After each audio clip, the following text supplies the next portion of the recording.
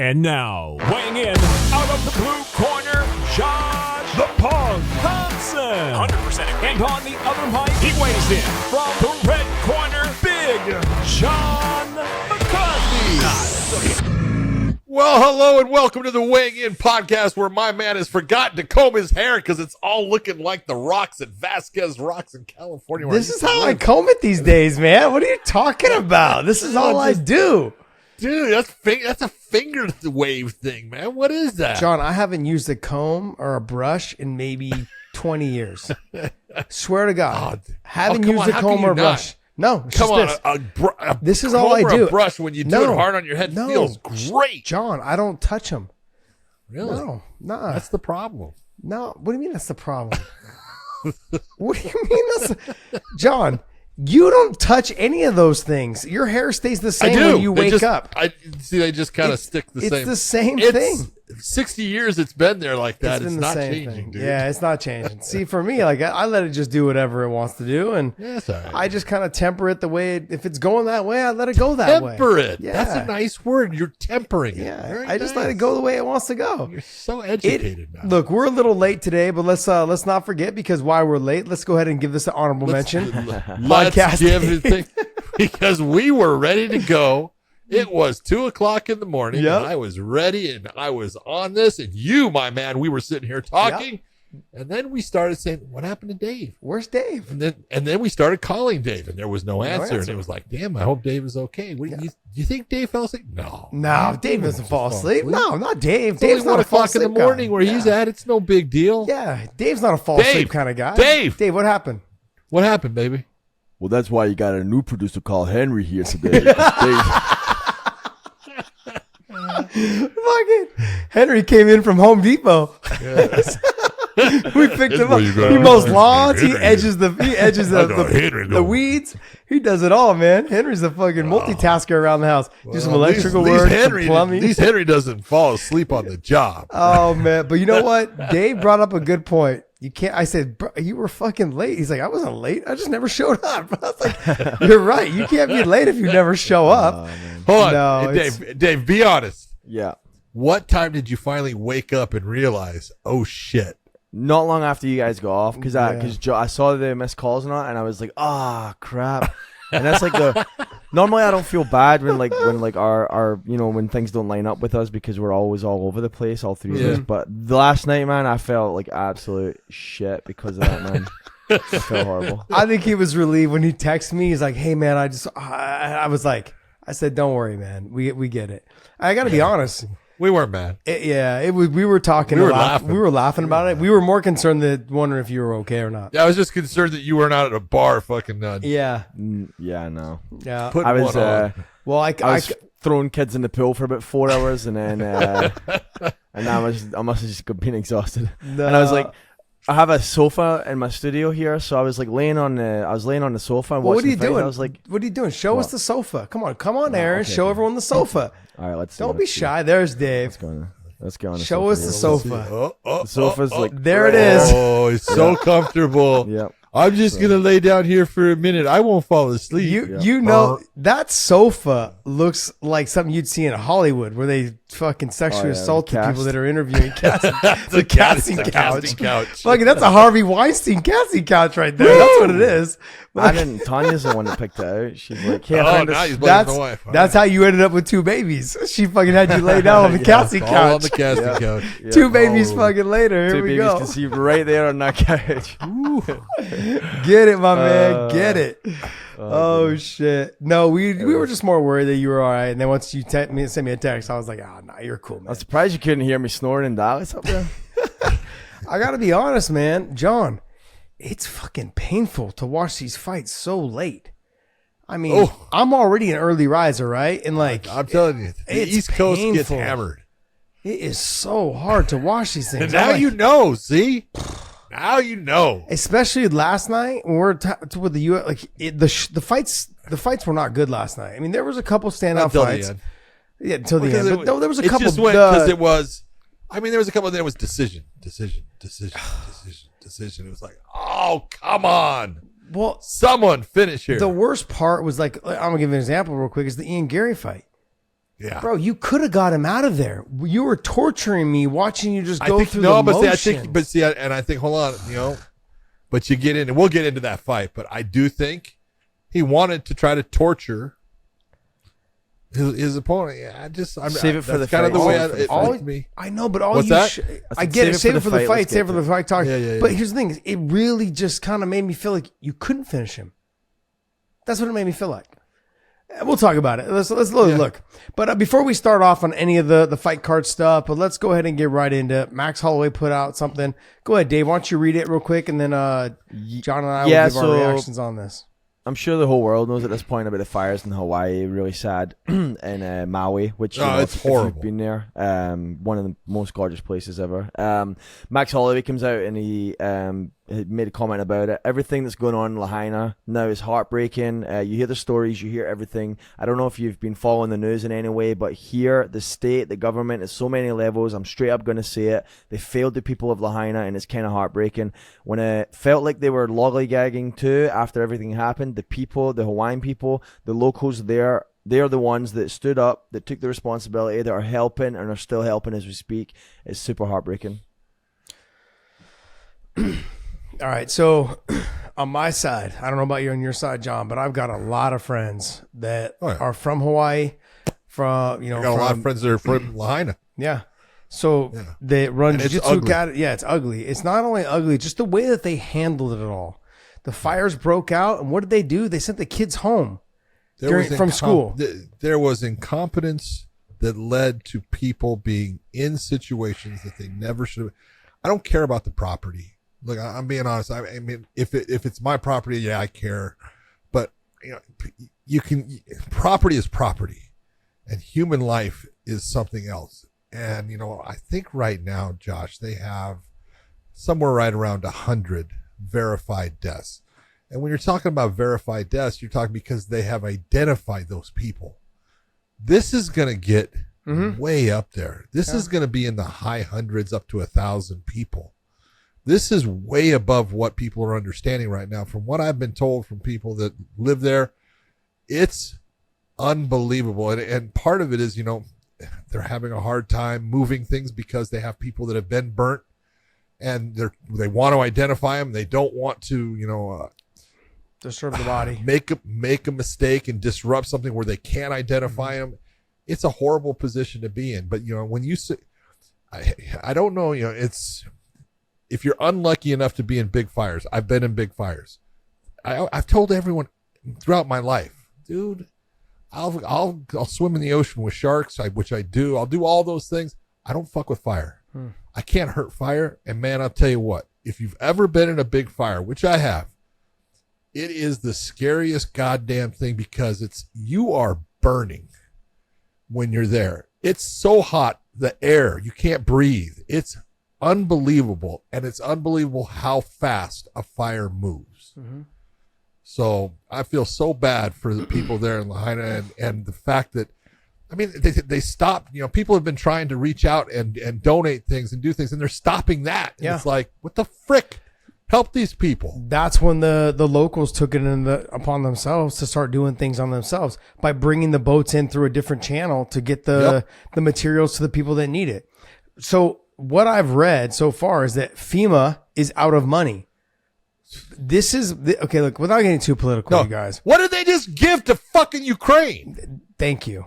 I have American citizens who have been freaking just destroyed, and you're giving things across the world. Way to go. Sorry. This is one of the most upsetting things. Look, like I said, I'm not trying to get political. I'm simply saying we're sending billions to another country. We have Americans, Hawaiians, people that need our help, and they're stopping even locals from bringing in product, bringing in food, bringing in water. They're having to do it through a different channel. Why? I don't understand this at all. I can't wrap my head around it. And makes no sense. The sheriff, the chief of police, chief of police, though they're not even allowed. They're not allowing any media to come in and ask questions. They're not answering any questions. They're not doing anything that will give people any type of confirmation of what the hell is going on. And so that's the saddest part to me is then, I mean, like I said, without getting political, the administration has reached out and said, yeah, we'll give every family $700 per person. What did we just send to fucking Ukraine? We sent over $100 billion to them. What are we doing? What are we fucking doing as a country? This drives me absolutely insane. We don't take care of our own. I feel for Max. I feel for every person that has been involved in this, every person that lost somebody, every American that is on that island right now. My heart's broken for you guys. I wish there was some other way we could help. I wish we could do more for you guys. And from what I understand, like they're not even taking in shipments anymore. They're not allowing outside stuff to come in. I have no idea why. What would be the reasoning behind that? Please, someone in the comments explain to me. Maybe you've got some other reason why we're not allowed to get blankets, clothes. I mean, all of these things. I've donated a ton of like clothes that I had, like old fight shirts. They're still brand new in the packages, but just stockpiles of stuff that I had. I donated it all. It's supposed to be going out there to Maui, but they're saying that they don't even know if it's gotten there because they can't get it to anybody there to deliver it to people. Yeah. My heart breaks for all of them. Like I said, I've got a lot of friends that live there, that are on Maui, that are on Oahu and the Big Island, all those things. They said, like, it's one of the most corrupt areas right now in terms of politics, and it's sad. It's sad to see. I don't know what's going on. Nobody knows what's going on. But you can see these realtors, these corporate people, they're not going to let a catastrophe go to waste. They're reaching out to families, trying to buy their properties. They're trying to do whatever they can to make money. These people haven't even mourned yet over the fact that like some of their family is lost. It's really sad. It's really sad that this is what it's come to. And this part of what, their entire families have been destroyed. Mm-hmm. And I think they've had, I want to say 11 suicides now of people who have lost their families and have now taken their lives because of it. It's a serious problem, and they need to do something to try to help the people. Do you know what I want to get back to? Is horrible as September 11th was. September 12th was fucking amazing. Yeah. You never saw this country in my lifetime. I never saw this country united more so than that day. And we need to get back to that. I don't care what it takes. Like I said, I'm not trying to get too political. I don't want to get into all this Democrat, Republican bullshit. I want to just go right to the fact that, like, if we stick together, black, white, Asian, Hispanic, doesn't matter, all nationalities, if we stick together, there's no one that can beat us. We can be strong enough to do anything. Helping Maui is one of the easiest things that we can do. It just doesn't make any sense. I can't understand why we can't unify to help them and get more resources to them as soon as possible, and making sure that they're not put out for too long. I mean, I've seen videos of them, trying to flee the fire in the ocean. Oh yeah. And it's sad. It really is sad. Horrible. My heart goes out to them, and I hope that hopefully we get them more than $700 here pretty damn soon. That's what I fucking hope. All right, look, like I said, let's move on. I don't want to, I can talk about this shit all night, but I don't want to. Let's move on. Let's go right into. Let's talk about something that. Let's talk about some fights. We're gonna get into some fights. You want to talk? Let's talk UFC first. Then we'll go to PFL. Absolutely. Let's go right to the UFC.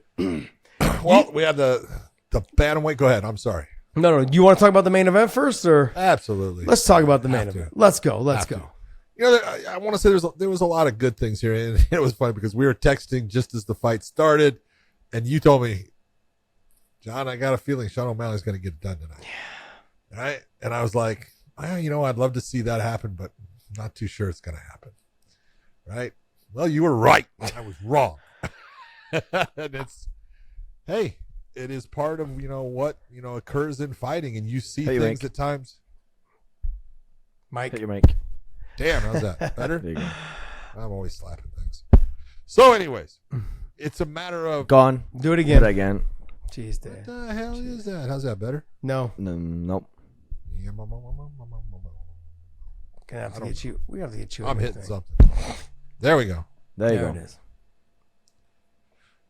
Sean O'Malley, when he walked into that cage, he did look nervous. Mm-hmm. And, it was funny because Dan Cormier picked it up too, and I was like, he looks nervous. And I was talking with another guy, the judges fights in the end, he goes, he looks nervous. I said, yeah, he does. And I said, look, big moment. I mean, and this is pressure, and it's all about how you handle the pressure.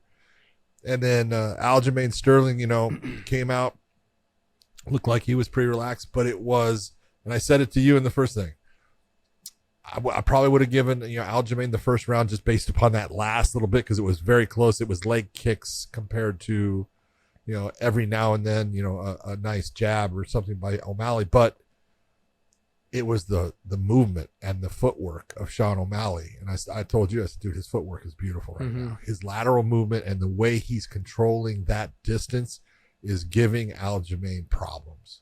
And that was what led to the finish. Because if you look at it, he got Aljamain to overextend.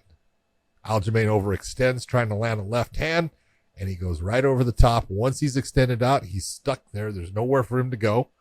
And it was a beautiful right hand over the top. And Aljamain saw it coming. That was one of those ones when, you see it and you go, oh, this is going to hurt. Yeah. And, and it puts you down. And he went after him. And I've heard all kinds of things about, it was an early stoppage. I don't believe it was. He actually went out at one point and got brought back in. Yeah, you can watch it. He came back in, but he did get put out. He comes back in. He's fighting. But it was a matter of it all got to the point where when he rolled, it looked like he was starting to cover up, and that's when the stoppage came. But it wasn't going to change. He was going to take more abuse. And it's one of those, you look and you go, you never know. This is why you fight the fight. Because the way that Aljamain was able to come into other guys that are good strikers into range and get his hands on people and do good work, was not there. He was struggling against the distance and control of Sean O'Malley. And I don't blame him. Look, that's not an easy thing to deal with. And sometimes you don't know how bad it's going to be until it's there. And then he was struggling with it. But, man, I tell you what, I want to give Aljamain a ton of credit because he handled that loss. He handled it like the champ that he is. He said the right things.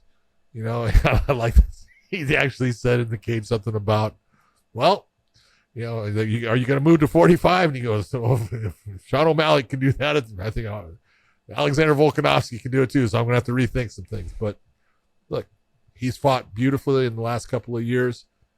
It's a loss. If it's the loss of the title, then, I'm sure that bothers him. But, man, he handled it like a champ. And, he was a good champ while he was holding the belt. He fought the best guys there. So that's the thing about being champ, man. You're always going to fight the next guy up that is, man, they're looking for you. And it's not easy to continue that run.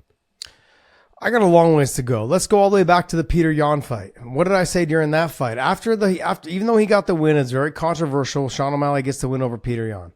And I say to myself, I don't think that he won, but he showed super impressed with his performance. I was super impressed with his performance because he had fought pretty much nobody up until then. I mean, he fought Chito Vera, but Chito wasn't where he was ranked at now when he fought him.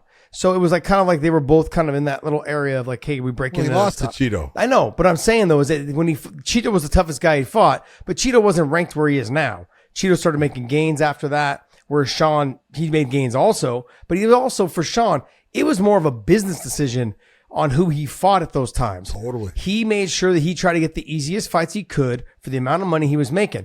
Brilliant. But we talked about that and said, hey, he's being smart. Yeah. I mean, he has handled his career phenomenally right now. I mean, everything I've seen him do right now, he's at the top of the food chain right now. He's done it all very, very well. And who's to sit back and go, man, who am I to tell him how to do anything? This kid's doing it all. He's doing it all right. I look at where he came from after the Peter Yan fight. I don't know what it was, but I also know that I've been there before. It was a little bit of a switch where you're like, wow, I can really compete with these guys. I can beat these guys. It's that switch, that confidence is key kind of situation we've always talked about. That switch to me after that fight, he realized, even though he got lucky, I wouldn't say he got lucky.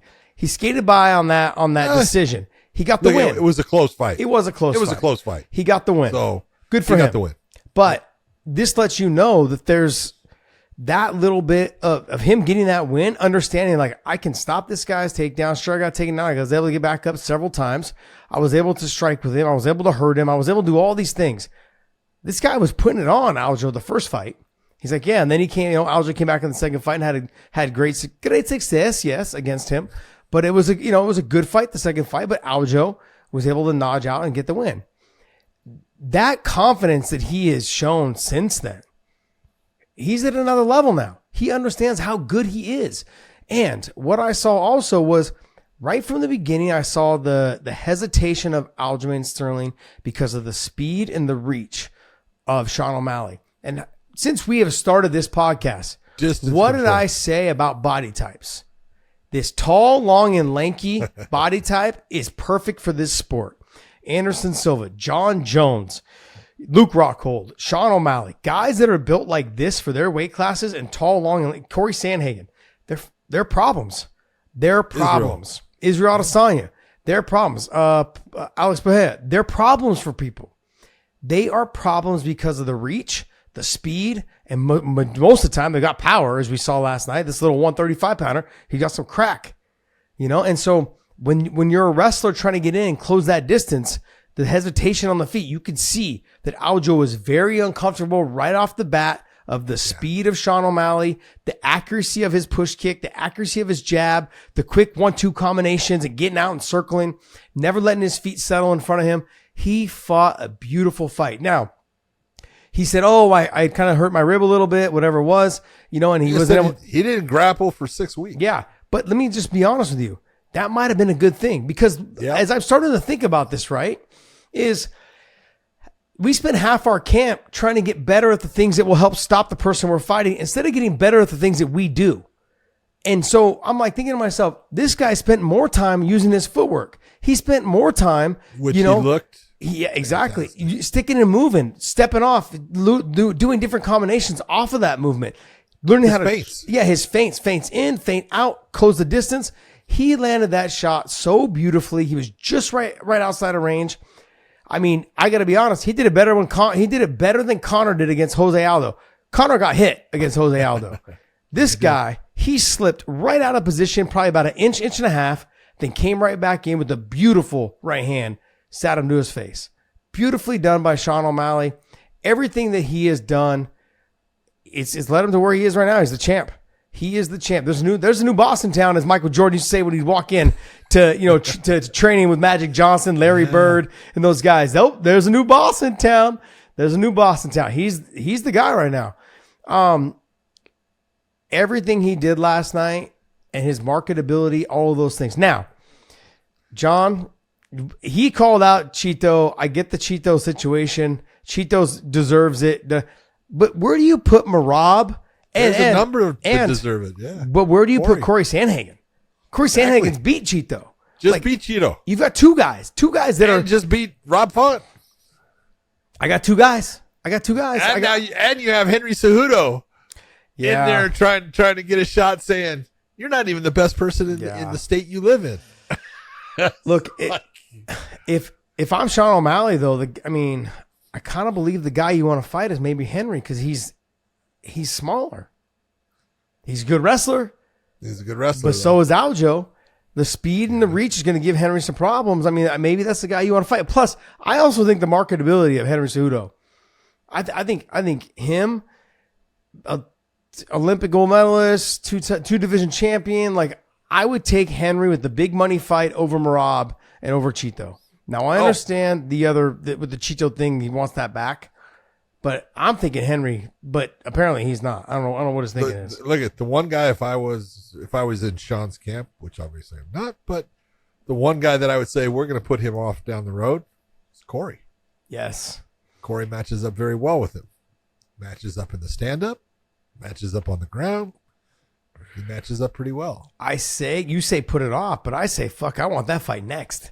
That's the fight I want to see next because the two of them in the stand-up. You want to see next. Yeah, I know. If I'm a coach, I'm saying no, let's go ahead and avoid him for a second. There you go. That's what I said. If I'm in O'Malley's camp, I'm like, no, I don't need that fight right now. Can I throw this in there a little bit though? Yeah.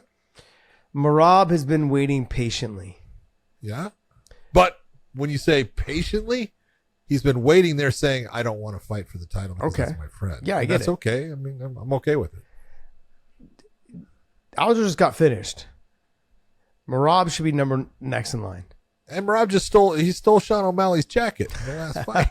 There's a little bit of marketability there. But you have that fight. Now I want to know, will Aljamain Sterling be as patient as Merab was, waiting for the title if Merab wins the title? Is he going to wait around? Is he going to be like, hey, I'm going to go ahead and just let my guy do his thing while I fight all the number one contenders? I think This is where you're going to run into. I think so. Look, Aljamain's got his thing. You know, he's mad at you and me. That's fine. Yeah. But he's a quality person. He really is. You look at him. I don't know him. And you go, hey, he's got his shit together. Yeah, he's going to come at people that, you know, he thinks are, you know, in some way dissing him or not agreeing with what he did or something like that. But everything that I see, he has stayed mostly, you know, with the same training partners, the same camp overall. He's gone different places, you know, to test the waters and see different things, which every guy should. But he's loyal. And I think he's very loyal to Merab. And I think he would do the same thing that Merab. If Merab ended up being champion, I honestly think that Aljo would do it the same way. All right. Well, I mean, we're going to find out, I think. Yeah, we will. So, Because if I'm the UFC, so Aljo, don't prove me wrong. if I'm the UFC, though, I'm thinking Merab's up next. So then that automatically probably puts Aljo going to 145. But if you're the UFC, is that the fight that's going to be? Look, you can look at it right now. Hold on. Just tell me this. You saw that crowd, and no matter what, there's always, you know, good fighters that don't have that X factor. Sean O'Malley's got it. He's got it. People love that guy. They love the attitude. They love the way he fights. They love the way he presents himself, even outside of fighting. And so the UFC doesn't get these kinds of guys so often. They have it with Israel Adesanya. Israel is a big seller. They had it with McGregor. We just, you know, things have happened and, you know, injuries, and then USADA, and so he hasn't fought in a long time. They have it now with Sean O'Malley. And with Sean O'Malley, you're looking and you're going, what's the biggest fight that I can make? Is it Merab, or is it against the guy that we have footage of beating Sean O'Malley, and we can get Sean O'Malley possibly getting revenge on him? What's gonna be your bigger seller? I honestly think the Henry Cejudo is a bigger seller. It might be. He might be. And look at it. The one thing about Henry can sell a fight. Mm-hmm. Henry will talk his ass off. You know, he already started saying, look, you're the second best fighter in the state you live in, you know, in the bantamweight division. You go, nice line. Yeah. Nice line. You know, I'm not too sure it's the truth, but nice line. I mean, it's hard to give Henry the title shot, though, coming off of a loss. That's you know, it. and Merab's right there. So Merab, Corey Sandhagen, and Corey Cheeto. Sandhagen. Yep.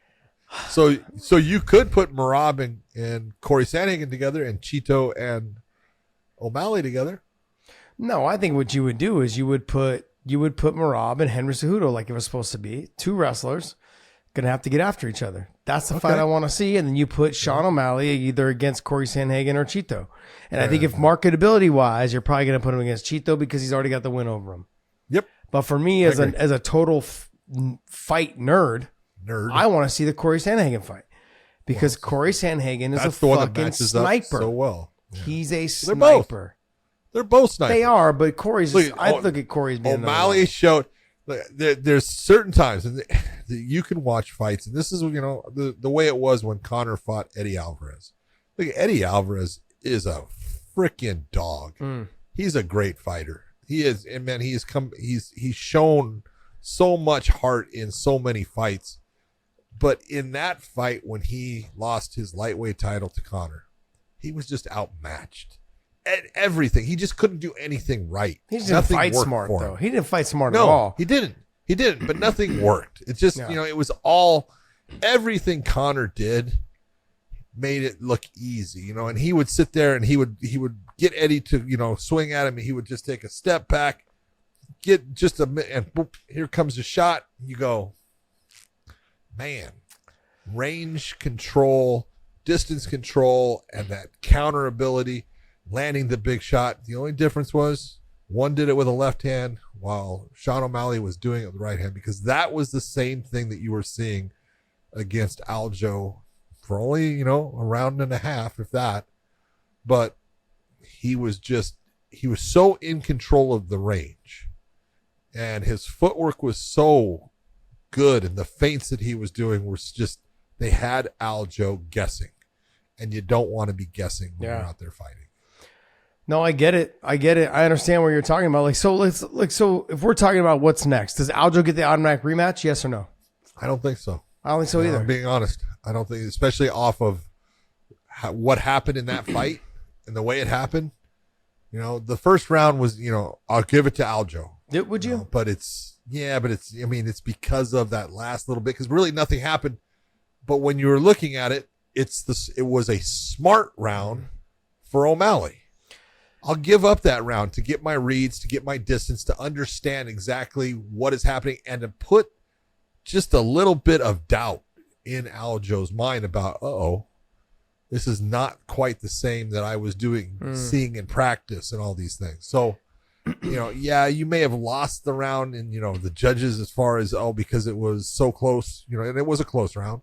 This is, this is why you need a 10-point, 9-5. 10 and then 9-5, because that no one deserves a full point on that one. But I look at that and I go, that was so close, not a whole lot of action, and then the whole part of the footwork and the setup, and then knocking him out. That's you got to give it. That's not what you're going to give an automatic rematch to.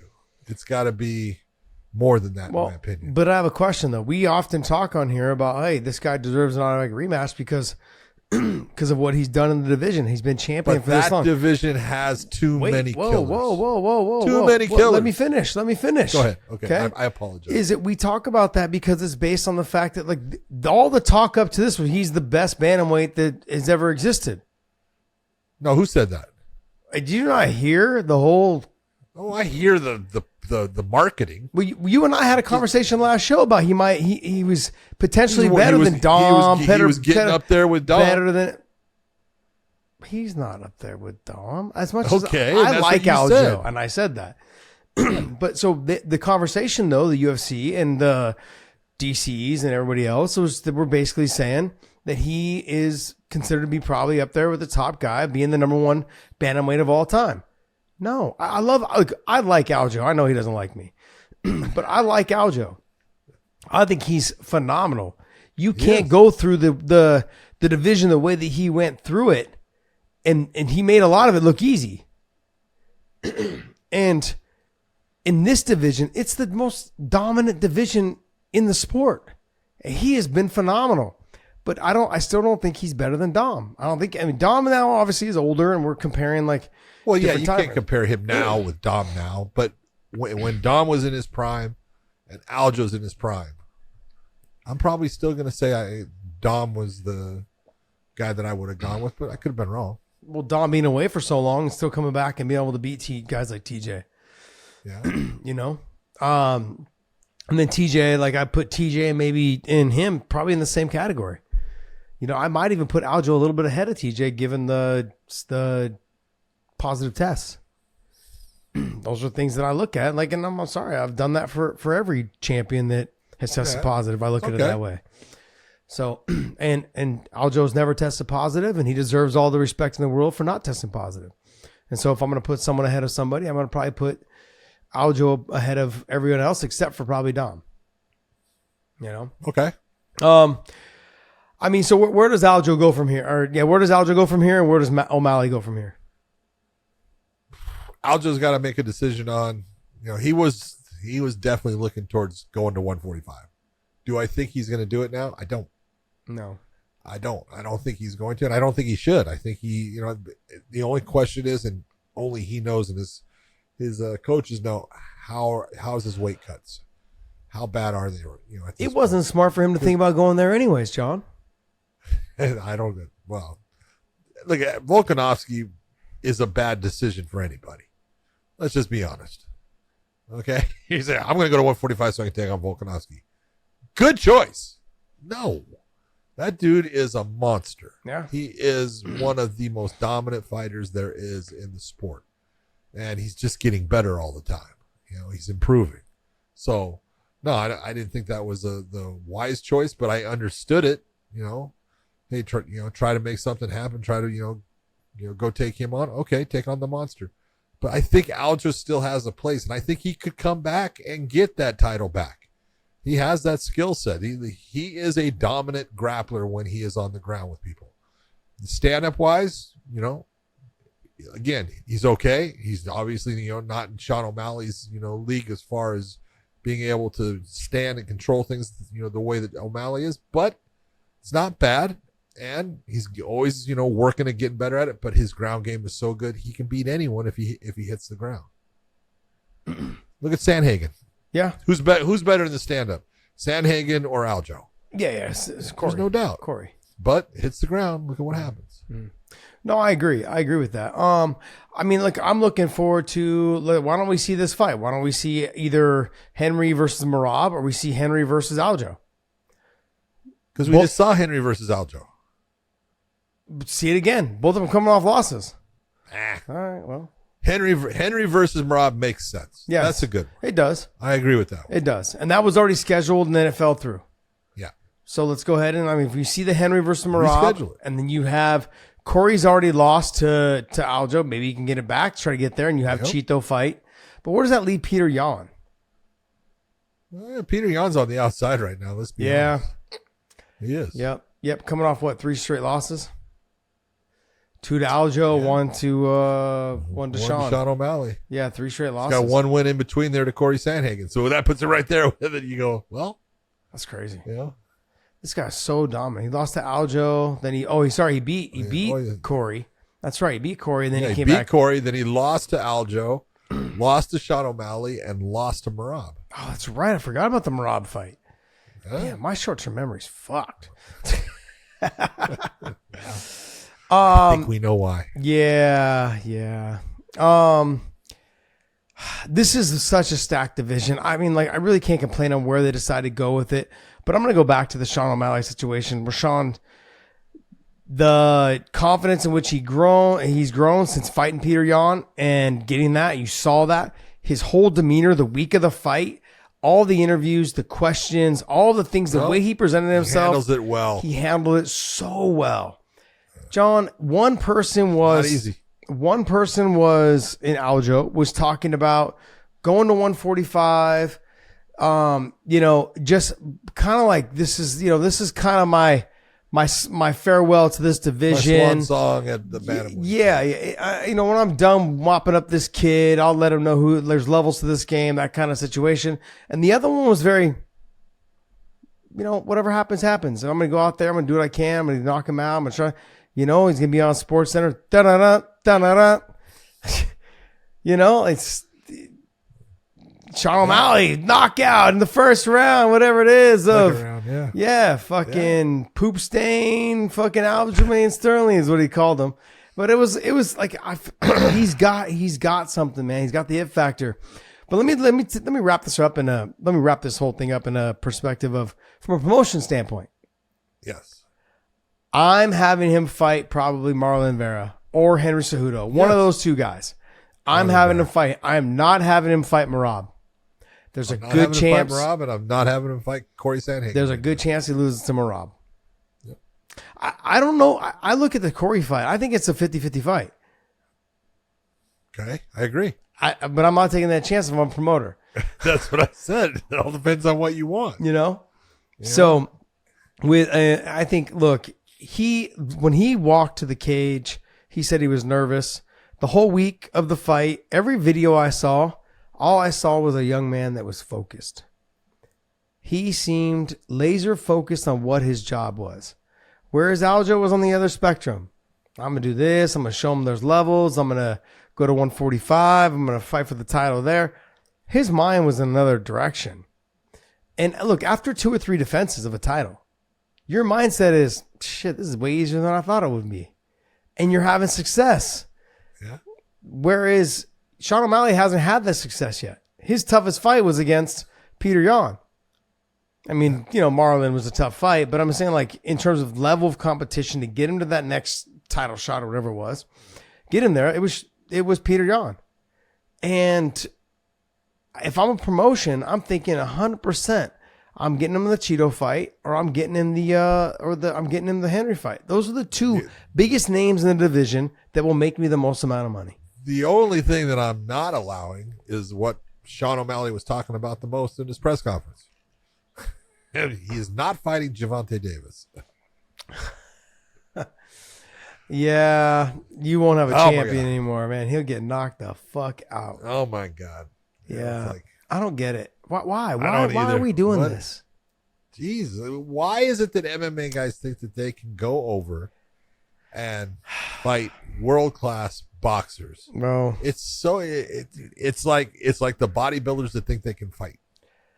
John, I've said this I don't know how many times. I've sparred with Robert the Ghost Guerrero, and he got tooled up by Mayweather. And to think and when I sparred with Robert, I was his first 4 rounds every time I spar with him of 12 rounds of sparring that he did with a fresh guy every 4 rounds. So he was using me for warming up. Yes. And by the second round, I was putting it on him. I was tattooing him up. By 3rd and 4th round, I'm lucky I didn't get knocked the fuck out. You didn't even know what a tattoo was. Bro, he fucked me up. It was embarrassing. Like, I remember on one day, he hit me with a clean shot. He stepped out to the fucking side, hit the corner, and I turned right into a straight left. And bop. I was like, ugh. My legs went all stanky on me. I was doing the fucking Zab Judah fucking on ice skates. It was embarrassing. But he was so nice. He's like, you all right, man? I'm like, I'm good. Let's go. But he's like, bro, you all right? This guy fought at 126 pounds. He fucking put me on stanky leg. I've been hit by Koscheck. I've been hit by Fitch. I've been hit by Paul Bonatello, Mike Kyle, fucking all these guys. Luke Rockhold. Shit. That dude he rung my bell. He fucked me up with one little quick shot. Look, you got guys that are, what they do is work those 2 hands, 2 tools. That's all they do. Yeah. And you think, oh, you're going to sit there and just walk in and be able to fight with them. No, stop. John, I was straight out of Chris Tucker. Which one of y'all motherfuckers hit me? It was...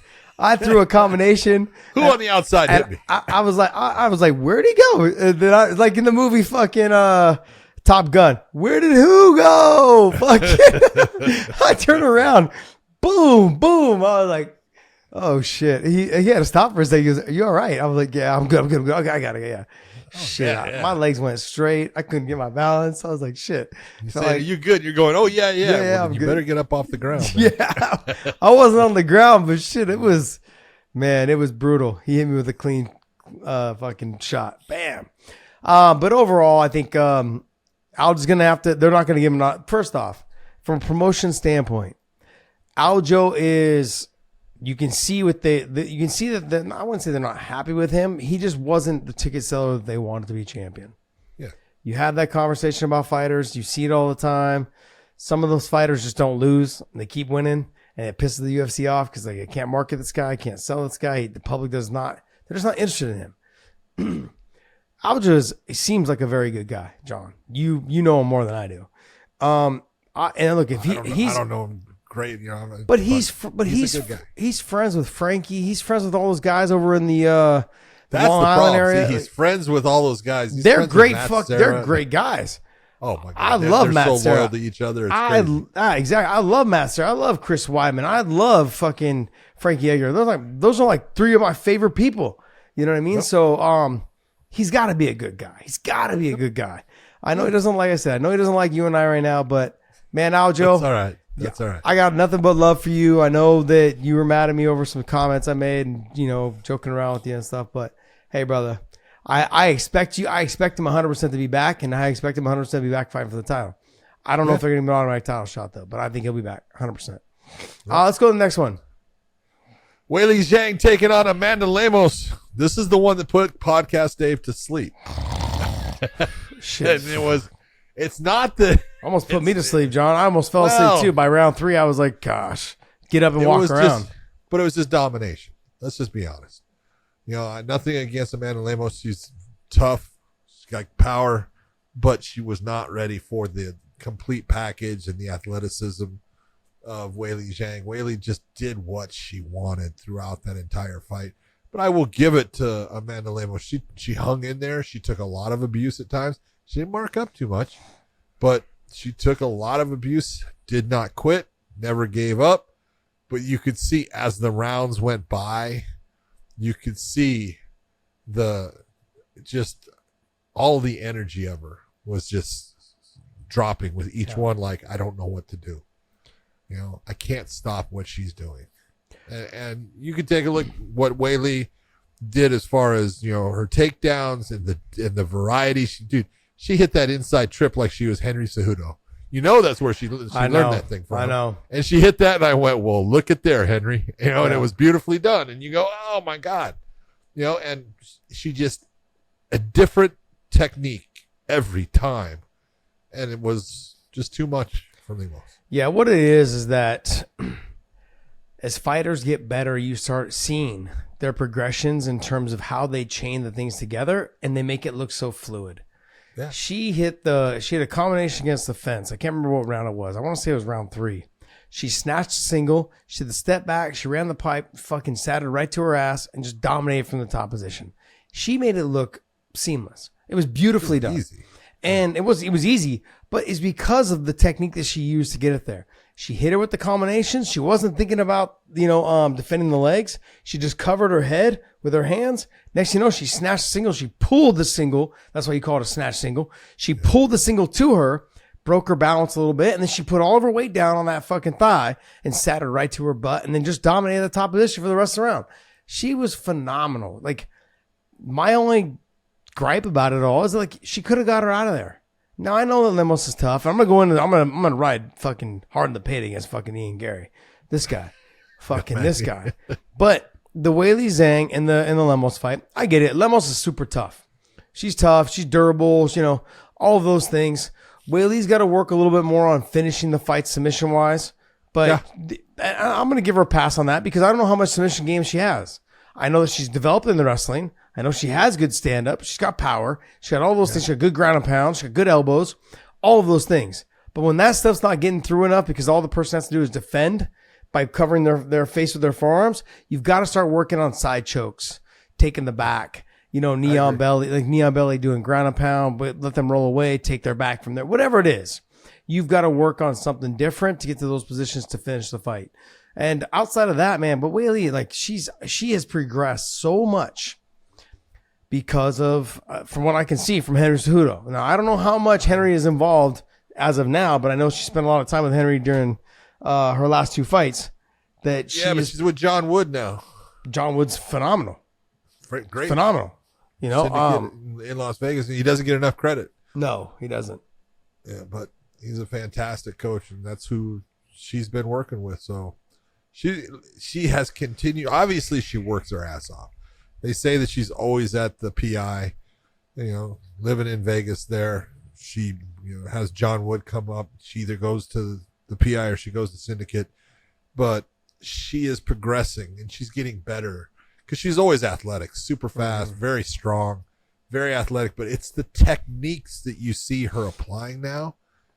And the way she does it at times is like, damn, that was really nice. That was beautifully done. And I agree with you. The one thing that I would expect now is you just need to progress in setting up the finish. How do you get that finish against someone like that? How do you force them in the direction you want it to go so you can get the side choke or get the rear naked? And a couple times it looked like she was going to get there. Lemos was able to defend the whole thing, but I mean it wasn't close. No.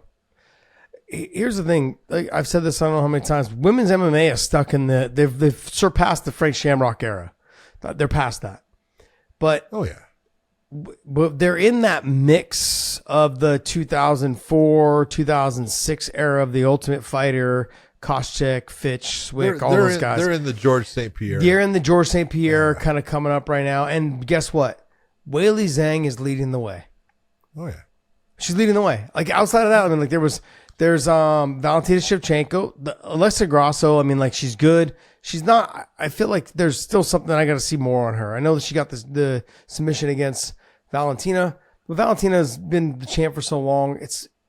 Look, anyone's been champ for a long time. The motivation factor is super tough. Yes, it's hard to get excited for everybody. It's exactly. And if I'm Valentina, I'm like, man, this girl, she's ranked number 6. There's no way she's beating me.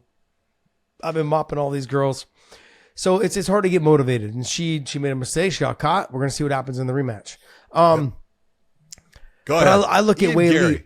But no, I look at Wei Li. Wei Li has breached that. All she needs to do now is a little bit more submissions because she's so good on the feet. She's got great cardio. You know she's going to be there in the 4th and the 5th. You saw it against Joanna Jędrzejczyk. You saw it against her. And so I expect her to be that one that kind of breaks that threshold to get the females MMA into that almost the current state of what it is now. I mean, they were behind, but they're making leaps and bounds above. They're gaining so fast because they're training with all these fighters that are in the now. You know, well, I think a lot of what you've seen in women's MMA though is there's been such a disparity in talent. There's been the couple that were super good and they just dominated, the other fighters. There would be, 1 or 2 that were close and then a section of 10 or so that were below them. Yeah. And if you put them against them, there just wasn't going to be that ability to get past. Now you're getting it to where it's very much like what the men is as far as they're all competitive. They're all very competitive with each other. And you're seeing that there's not a whole lot of superiority. I think Wei Li is that person, but she has her kryptonite too. Her kryptonite is someone by the name of Rose Namajunas. Yeah. And so there's always going to be that person that gives you problems. But Rose's kryptonite is someone that can wrestle. Yes. And exactly. So Wei Li's going out there and trying to fix that. See, but I always looked at Rose. She gave, like Carla, she gave her too much respect. Yeah. In the wrestling. Because she could wrestle too. It's just you gave too much to one person as far as allowing them to dictate the fight too much based upon their preferred skill set. Next fight. This is one you want to talk about. So Ian Machado Garry against Neil Magny. Neil Magny taking the fight. Yes, you say on a week's notice, but he was training for this show. It just changed opponents. Who is he fighting before? I'm not too sure. I could find out. Dave, can you look that up? Who was Neil Magny supposed to fight before this? Look, I have no... Why is it that Ian Garry hates Neil Magny? Because I think Neil Magny's a great guy. I couldn't fathom. And he wants to say he's a scumbag. It's like, dude, bro, he took the fights. He took the fight so you can get paid. Show the man some respect. I know. Somebody else, Stephen Thompson, turned it down.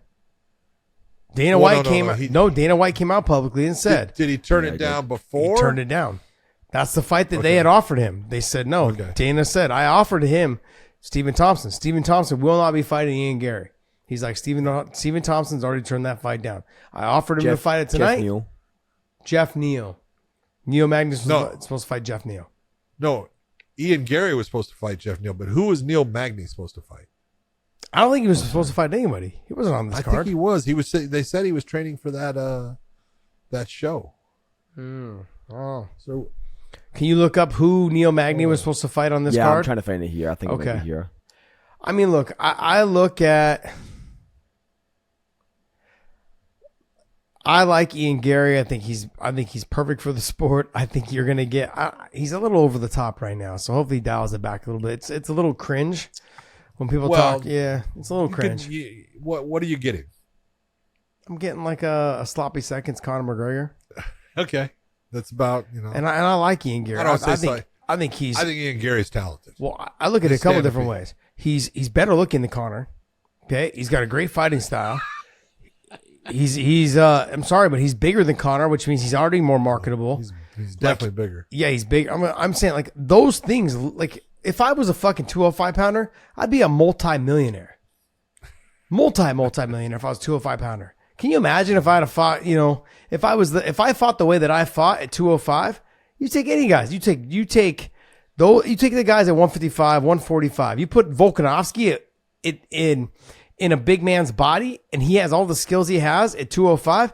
He's fucking those guys up because we're just better people. We're better fighters than those 205 and 85. Better people. Not better people. We're better fighters. More well-rounded. Yeah, we are way more. Because you have to be. We have to be because we're just better fucking athletes and better fighters.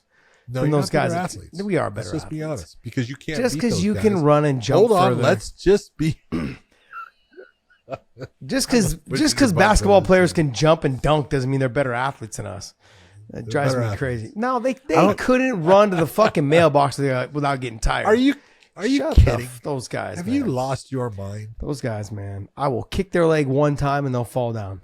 That's it. Those little chicken legs. Have you seen all those basketball players? Their calves are like this big around. I have small legs.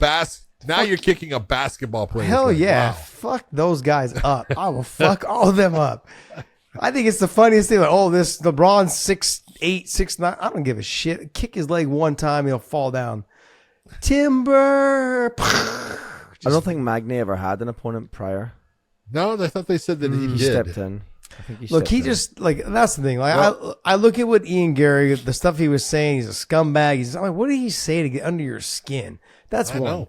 Two is he literally took the fight on short notice, so you can get paid. Show the guy some respect after you beat him.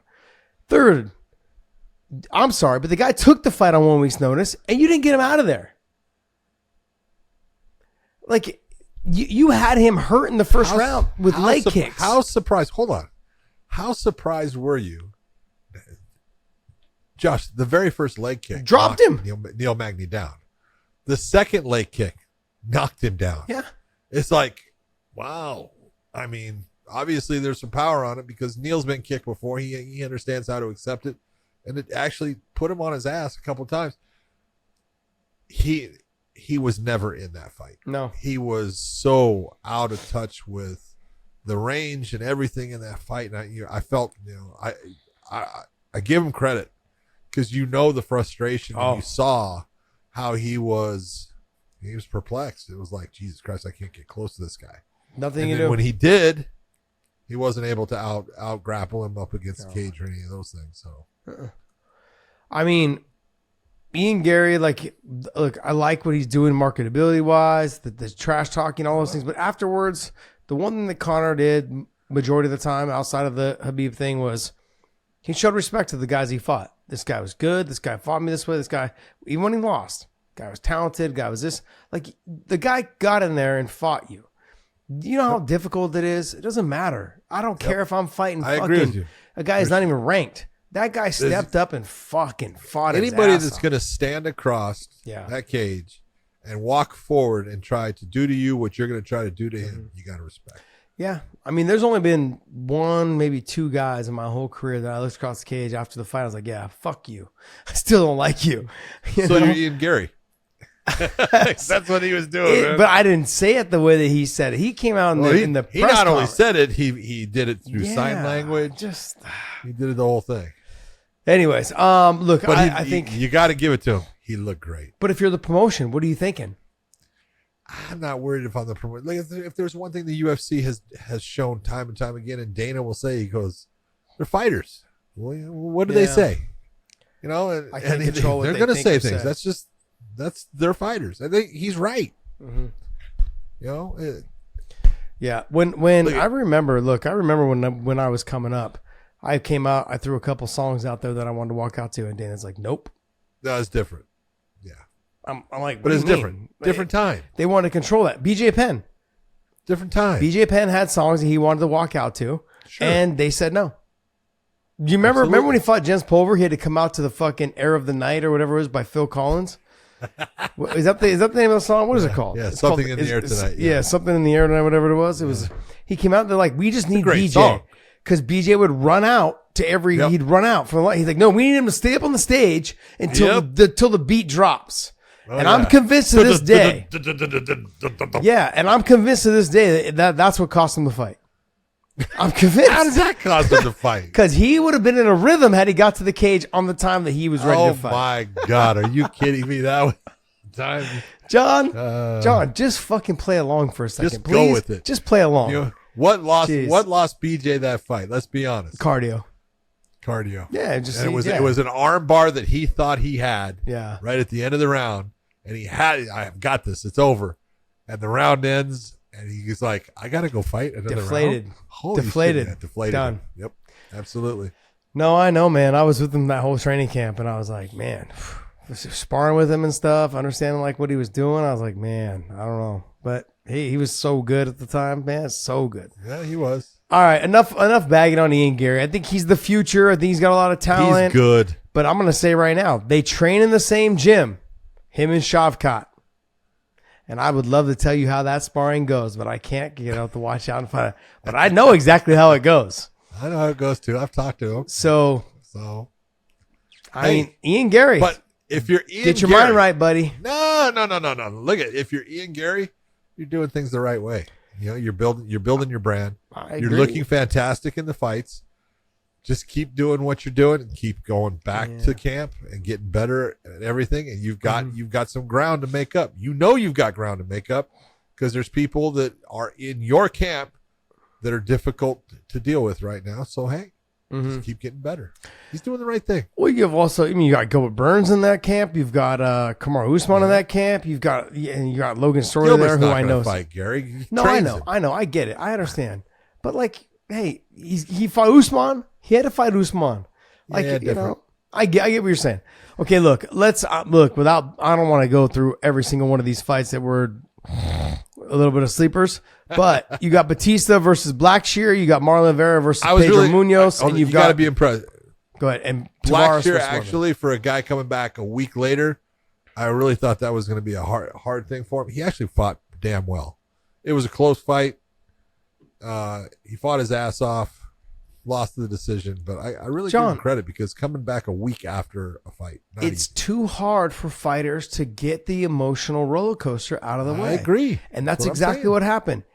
A week or two later, was it last week he fought, right? Or 2 weeks ago? Yeah, last week. Last week. He fought back to back. It's a roller coaster. Your emotions, your body, your mental, it's all prepared on that one night to fight. Look, BJ Penn told me this a long time ago. I think it was the first time I fought Gilbert Melendez. He goes, Josh, I remember because BJ used to come in and watch me spar with Gilbert early when Gilbert first started coming to AK.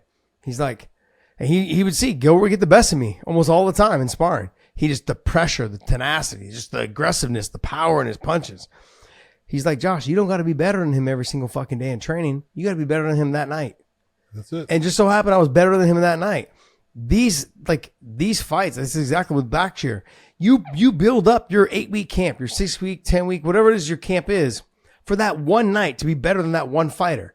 To take a fight a week later, yep, you're not doing yourself a solid. Good young fighter in Batista. Too. Exactly. You're cutting yourself short. You're shooting yourself in your own foot by doing that. This is not a fucking sprint, man. This is a marathon. You got to build up to get to that title shot. Yeah. You had momentum, you lost it. Now you're coming off a loss. I know in reality, because I know the way we think, man, 2 wins, I'm on my way. Yeah, but then a win and a loss, I'm not on my way anymore. You know, you're actually one more fight away from being cut. That's the way to look at it. Being honest, like you're harsh. You could be one fight away from being cut. That's the problem. So don't ever take those chances, especially as a young fighter. Don't take those chances. Build your time, take your time, do it up. Marlon Vera versus Pedro. Okay, that was exactly what I thought of the fight. Both Pedro was Pedro. At least he did try for a takedown, so I was happy to see that Pedro actually was kind of going back to his roots a little bit, at least making him think about it. But Pedro was looking to counter, and Marlon was too good with his setup and his defense. When he would throw his shots, he would get himself off that center line, and Pedro is throwing, but the guy's not in the position for him to land the good strike against him and stuff, and it just built up over time. Did not win by, he dominated the fight. No, it was a close, close round to round, but Marlon Vera won the fight, and he looked decent doing it, but it wasn't the Marlon Vera that we all expect, which is the guy that keeps building to the point where he's knocking the guy out. I mean, you said it was close fight. It was close rounds. But then they had Marlon winning 30-27 almost all the cards. Because there was close rounds. Yeah. But they were all close rounds. Yeah. He was just edging him by. I think I had Pedro winning the first, and I had Marlon winning the next two. I think is what I had, if I recall. Overall, though, I mean, look, until Pedro goes back to utilizing his wrestling, his grappling, and a little bit more of his kicks, he just becomes a boxer. As the fight goes on, but he just relies on his boxing. He did start to kick, though, a little bit. He did. He was having success with it, too. Yeah. He just got away from it midway through the second round. And then the rest of the fight was just boxing. You got to admire him, though. He's tough as hell, man. He takes a big shot. Yeah, speaking of a tough son of a bitch, man, Chris Weidman. Man. This is one of those ones. You look at, great win for Brad. And Brad was under a lot of pressure, too. Brad has family in Lahaina. Mm-hmm. He had a lot going on in that. He's trying to, deal with all those things. So it wasn't an easy thing for Brad. But Chris Weidman coming off of basically a 2-year layoff, based upon the leg injury and stuff. Chris did everything he could do. Brad, his wrestling defense was good. Chris, he slowed down a little bit. He's not quite as explosive as he used to be. Because he used to be able to explode and get guys to the ground with going from a single to a double and stuff. But as soon as his legs started to get eaten up, you knew. And man, I'll tell you what, he was tough as hell in that he kept going forward. He kept trying. He kept doing it because his legs were getting just annihilated by Tavares, and he never stopped. That today he's on crutches. He's not walking, or he's sitting in a chair with ice up on his legs. You just look and you go, Josh. Supposedly he blew out his ACL or MCL. ACL or MCL, yeah. And so he's not just in with his fucking legs up in ice. He's having surgery probably tomorrow or Tuesday. Yep. Well, they're not going to do surgery until his legs, the swelling goes away, and then he'll have surgery, and then he's going to have another 9 months of rehab, something like that. At least. It's time to stop. Yeah. I feel bad for him, and goddamn, he was just a hell of a fighter at one time, and it just, bad luck and bad injuries and things just happened to him, and it just never came back after that Rockhold fight. Let me speak to you guys from like where I can directly relate. And John, I would think you and I were texting during the fight, and I said, he's faster than Brad Tavares when he throws and he's committed. He just was never committed. There was 1 or 2 times throughout the fight he committed, and he landed some big shots against Brad against the fence. He was the faster fighter in those areas, and he had the longer reach to get it done. He just chose not to commit to a lot of things. And the proof is in the pudding when it came to his wrestling. What the fuck? His career was based off of his single leg snatch to the dump. Yep. His whole career, the way he sat Mark Munoz down, snatched a single and sat him right to his butt. Yeah, you're talking Mark Munoz, a guy that could wrestle. Yeah, fucking, I want to say he's a 3-time All-American. 3-time NC2A. Yeah, NC2A. No, I want to say 3-time NC2A or 2-time NC2A champion. I think 2-time champ, 3-time All-American. 2-time champ, 3-time All-American. The guy can fucking wrestle. He made it look easy in the takedowns. Last night, he looked like he never wrestled before in his life. Double legs, couldn't lock his hands. Pulled the single. But let's be honest, his level change is bending at the back. It's just not because his legs are just not there. Okay, so look, the bending at the back is okay when you're snatching the single because you're pulling it to where you can actually keep your back straight. So he's bending at the back to pull it. That's the way he used to snatch his single. He's not doing that now. He's just shooting the double, and he's actually shooting the double, not even shooting a good clean double with elbows in and shooting in penetration. He's shooting one hand over the top shoulder and one hand on the ankle, on the back of the knee, almost like he's trying to like clothesline you and hit you with a knee pick. Knee pick. Yeah. It just wasn't working, and it just like you got to get away from that, change it up, do something else. His whole career on his takedowns, when he fought Anderson the first time, he hit the single leg dump. When he fought Mark Munoz, single leg dump. His career was based off of how fast he could hit that snatch single, sit him to their ass, and then dominate from the top position with his ground and pound, his submissions. He's got good submissions. Yeah. People don't realize, like, he's got good submissions, man. He's a fucking dog on the ground. In the top position, he was a monster. Exactly. And so he's gotten away from that. I think he should retire. He's not hurting for money. I think from what I understand, he's doing just fine. But he's not hurting for money. He just loves the sport. I get it. I understand. You know, what are you doing it for? He wanted to prove this, I think, more to himself. But if he tore his ACL or his MCL, you're out for another year. You'll be 40, 41 by the time you come back. Is that what it'll be? Yeah, he's 39 right now, I believe. God damn. Click on him, 39, I think. Yeah. Yep, he'll be 40. June 17th. Yep. So by the time he comes back, he'll be just about 40. Yep. Yeah. I mean, as much as I love watching him fight, I think he's a very talented fighter. He just he's taken a lot of damage as of recently in his last fights, and this fight was no different. Again, it's just going to keep piling up the injuries, and these are I look at more from a perspective of, John, I get up every single day, and I'm like, damn, it fucking hurts.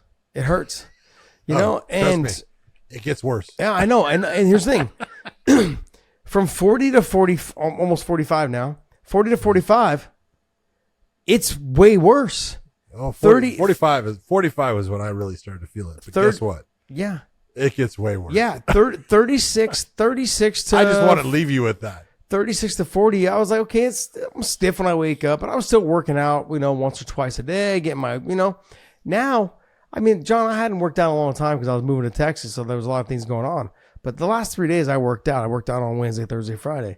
And you think, oh my God. I was so sore getting out of bed. I was like, God, this is fucking horrible. And I got a cold plunge and a sauna and a hot tub and all this shit at my house. Use them all. I use all of them. And I still woke up this morning going, gosh, damn, what the hell is going on with me right now? This is horrible. One of the things I want to say, though, Brad Tavares. Yeah. Again, he had a rough time with what was happening. Did you see him after the fight? Did you see what he did? Mm-mm. He helped Chris Weidman going back to the locker room. Put his arm over him, got underneath him, and started walking him. Brad Tavares is a classy man. Can I say something? Classy fighter. I have yet to meet a fucking Hawaiian that is a fucking douchebag. Well, hold on. Hawaiian fighter? I mean, I've yet to meet a Hawaiian that I know of, that's a douchebag. I mean, I'm sure there's there douchebags come in all shapes and sizes. All right, but I've yet to meet one that's a douchebag. Every single time I've met a Hawaiian, like one that I've gotten to know, they're fucking great people, man. They're great people, and and Brad Tavares is no different. Great, phenomenal person, super nice, tough fighter, man. Really, look at where he came from, and look at the career he's had. He's amazing, amazing fighter, and that was just showed what a class act he is. Great job for my Brad. All right, let's go ahead and go through some of these. Which fights you want to talk? No, let's go back. Which fights you want to talk about this? People are going to talk about RoboCop Gregor Rodriguez against Dennis Tulilin. In that one, the big question was the elbow to the back of the head. Mm-hmm. Is that what knocked him out? And when you take a look at where the elbow lands, we talk about. Everyone's got this whole idea that the back of the head is these headphones, boom, and anything back of that, that's back of the head. No. Okay. It is from the crown, which is that point back there, straight down 1 inch variance, and where he got hit, it's, that's right at legal. Mm-hmm. And so people are going to sit there and complain, that's the back of the head. Yes, I agree with you. Medically speaking, it's the back of the head, but it's not the illegal part that he's not allowed to attack. So I'm going to give a little bit of love towards Brad Katona, but I'm also going to give a little bit of shade towards Cody Gibson. Cody, this was your fight to fucking lose, and you found a way to fucking lose. Well, he did. Yeah. You were the superior fighter. You were the better fighter. You were more athletic. You had all the natural features of being a fucking top level fighter. You're tall, you're long, you're lanky. I can't say it enough. Why the hell were you crouching down as if you want to make yourself his height? That was one. Two was, whoever you work with, did they not show you how to use a knee or an elbow? At your height, you are a monster for that weight class. Use your damn knees. Every time you got in the clinch, you had no idea what a fucking knee was. I wanted to pull my hair out, man. I was like watching him going, you're losing this fight because you have no idea that you actually have knees as a weapon. It was driving me nuts, John. I was so like on the edge of my seat going, kid, throw a knee. Just throw one. Yeah.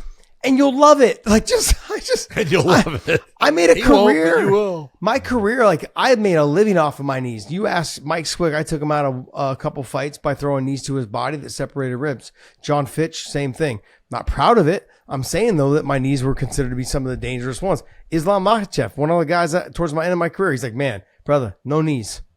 Before his fights, brother, no knee me. Like you have to use your body type, and they don't have to be hard. They just got to be at the right time. Just got to touch in the right place. Just think about this. Cody Gibson, over under, as I do a little back step, just elevate. Like you're turning the corner a little bit, but I'm elevating one side and I'm dropping the elbow in the other. Anytime I'm elevating on that left side, stretched. That liver's there. Just throw the knee. It doesn't have to be hard. 45-degree angle, right up into the liver. Beautifully done. Not hard, but it knocks the wind out of them. It makes them think about it. And all they want to do is get out of the clinch with you. And you just keep doing it. And it just drove me nuts watching you fight last night. I'm like, do you not have coaches in your corner telling you, throw a damn knee, kid? Just one. Yeah. I mean, you got to give it up. You do have to give it up for Kurt Holway.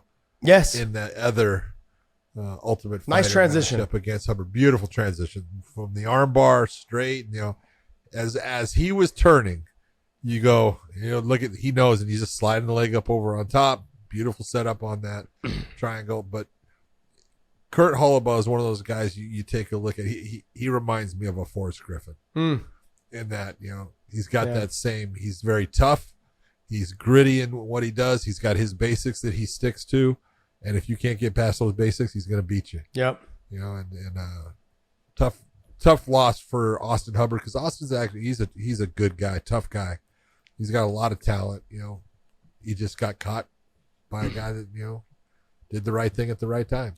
I guess tonight for me, the overall recap of all this things, and I'm going to go right into this next fight too, which is Natalia Silva versus Andrea Lee. I'm going to go through what Petrovsky was. But I'm not going to talk about that fight. Okay. But look, Andrea Lee, and the same thing with the Cody Gibson, and the same thing with the Chris Weidman and Pedro Munoz. Chris Weidman fought a great fight given his legs being fucked up. Dude, your corner's got to be yelling at you. Change up the tempo of the fight. Andrea Lee, for some reason, Andrea Lee's corner was who? Whose fight? Corner was telling her. Who? No, they were not telling her to wrestle. They weren't ever telling her to wrestle. They were telling her to throw more combinations. They were telling her to go forward. Yes. No. Pressure. Go forward. Wrestle, kid. This girl is faster than you. She's fucking more accurate than you. She's got better movement. footwork than you. Over. Yep. That girl made it look like she was fucking Stephen Thompson. Yeah. I thought she was Stephen Thompson for a sec, just piecing up people. Dude, she was all over the place, man. She was throwing more damn varieties of kicks and everything, and she looked great. You know what happens, John, when the fights are not super fantastic, is I start just judging the corners for the shitty job they're doing, and I'm like, what are you doing? Make some adjustments, make some changes. I kid you not, I would fire some of my coaches if I was coming away from this performance. Andrea Lee, you are way better than this. You're not bad on the ground. You're pretty damn good. No, she's damn good. She's damn good on the ground. Why was there never a takedown attempt? Now, I know that it would not have been easy to get a takedown because Silva's movement, or the way she switches stance, all of those things. But she wasn't even getting close enough to get a takedown. She was trying to hit her with a 1 and 2 punch combination with a kick. Exactly. It was over. Look at the takedown comes when you're thinking about it too. And when you're thinking about striking, and that's what she really seemed to be doing, is she was trying to, match up in the striking area, and that was just never happening. There was moments out there, man, where I know she's actually a fantastic striker, but she was just too slow for Silva, and it just showed. Silva would throw 3 or 4 punches, and Andrea Lee was throwing one and maybe getting the second one off, but missing, getting all air. She was starting to look like Podcast Dave out there. I swear to you, it was just, I was like, damn, really? Come on. No. All right. Hey, that's going to wrap up our UFC talk. And wow. Dude, hey, Podcast Dave, I'm giving you credit because if you look like I do, you're a good looking person. You are a good looking son of a bitch. All right. Well, hey, before we move on to the PFL talk, let's go right into onlyfans.com/weighing in, onlyfans.com/weighing in. I've posted up some videos as of recently, so check us out over there. It is free. Subscribe to us over there. It is free. Super easy. Follow us over there at onlyfans.com/weighing in. All right, let's go into PFL. Oh, the PFL had their playoffs, but this was the one that I was like, I kind of prognosticated the outcomes of these fights. Damn, I was pretty damn good with it, Josh. But Keenan Ferreira going against the Crochet King and Maurice Green. Look, 6'8" versus 6'7". Both guys, good stand-up. Probably Ferreira a little bit better on the ground, but it never really went there until he was able to land the big shot on Maurice Green, put Maurice down, and then was able to put him out. Big win for Ferreira going on. Now he's got to go against Goltsov, so it's not an easy matchup for him. But when you're that big and you're athletic, and he is athletic, you got to give him credit. The guy at 6'8" can sit there and do backflips and stuff. He's athletic. So that was the biggest win that he's had in his career. I mean, I look at him. He's extremely talented. If I look at heavyweights, I mean, he's a problem for a lot of people. So I know Goltsov is good. He's tough. He's good. He's got good wrestling, good from the top position. But do you want to be on boxing? But do you want to be on top? Beautiful. He's got a good jab, sure. But I look at Ferreira. He's fast. He's got good stand up. And when he gets on top of you, or if he's on, even if he's on the bottom, his submission threat is top level. So I think that his switching of camps, now that he's at ATT, he's getting, I don't want to say better coaching, better looks. He's got people that he's to train with, and he's got coaches that can sit there and give him ideas and change up a style of fighting that matches where he's at this point in his career. And I think you're seeing that the performances are coming. Yeah. So good for him. All right, the next fight, all 15 seconds of it. That's sad. You see, look, let's just be honest. Larissa Pacheco's a real fighter.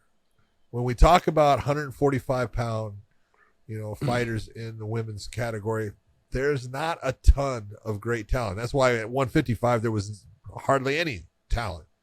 But at 145 there are some. But Larissa Pacheco is one of them. She can fight. She's good. She's got good stand-up. She's got a good ground game. She will throw her hands. And look at Oleinik Kolesnik, known as a boxer kind of. She got blitzed. Big right hand down the middle. That was about all it took. Put her on her butt. That was the end of the fight. That's what I expected. Yeah. This is just a way better fighter. I feel the same way about Goltsov. He was a better fighter. He just got to the top position. Worked to the fucking arm triangle. Fetterman just doesn't have enough experience right now. Nope. Yeah. But the other fight, though, that you and I were talking about, because we've actually called some fights for Mohawknatina. Both of these. Yeah, so Marina Mohawknatina and Amber Leibrock. Mohawknatina, dime piece, by the way. Do you know she's married to Sergey Spivak? Really? Yeah, she's married. What's with the last name? Please change your name to Spivak because it's a lot easier to pronounce. I know, it's so much easier. Can we just say that instead of Marina Spivak? It's just beautiful. Please just don't hyphenate it, please. They're going to make it even worse. Mohawknatina Spivak. Oh, you get it right at the end. Just dominant performance, top position, swing to the armbar. Great job. Nice job. But the fight that really impressed me that whole night was the Nathan Kelly versus Damian Nelson. Fantastic fight. Great fight. Barn burner from beginning to end. These guys were fucking slinging literally like 40 seconds in, 30 seconds in. I'll tell you what, the way Kelly came out, he was slinging. Damian Nelson kind of was a little bit like, Jesus Christ, man, because Kelly was going after him, and Damian Nelson just kept on, sticking in there and looking for his reads. Put some shots on Nathan Kelly, evened it up a little bit. But overall, Nathan Kelly put on a great performance. But that was a good fight. Yep. Really good fight. I agree. I thought it was a fantastic fight. If you haven't seen those fights on this card, that's definitely the first one I would start off with. It was a fantastic fight. Oh, yeah. It was back and forth. Moments of guys getting dropped, getting hurt, whatever it was.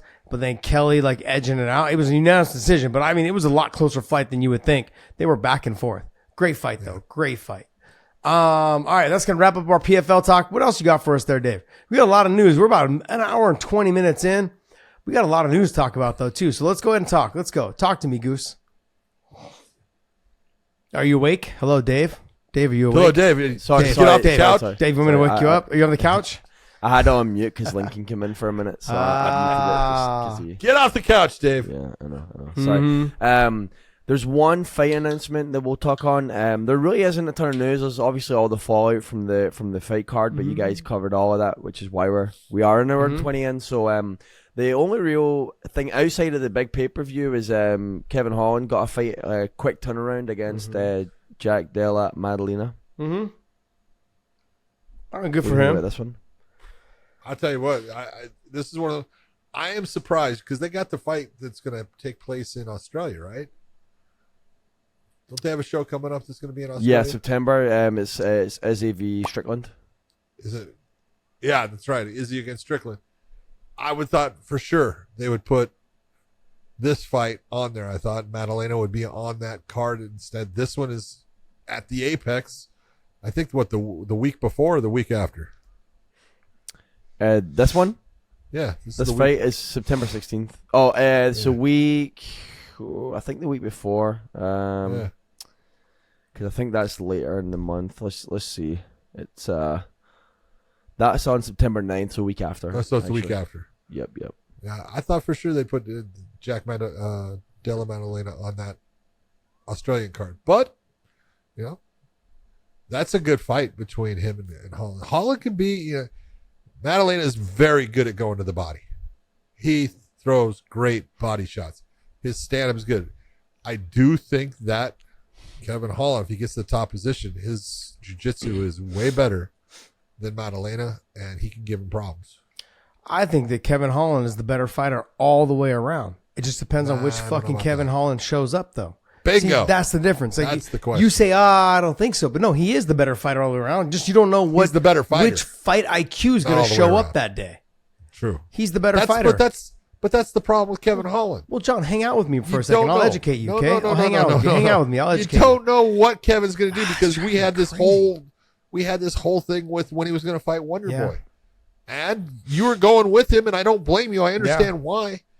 And I was like, I don't trust him. And it was that lack of, what are you doing? You have a distinct advantage in this fight. Use it. And he did. This is the thing. I've heard this from I don't know how long. I actually because I've actually in my career, John. I've seen it. I've seen myself sabotage myself. Is that you fighters or athletes, people, I should say people more so, they sabotage themselves from being successful. Sure. And I feel like Kevin Holland is almost like does that quite often. He does it all the time. Like, but he's a great guy. Being a great guy has nothing to do with fucking being one of the best ever. I'm not saying he can be one of the best ever, but he has the potential to be still 30 years old. It's crazy to me. At 170 pounds, that is the perfect weight class for him because he is 6'3". He's got a huge damn reach. He's fast. I mean, he's fast.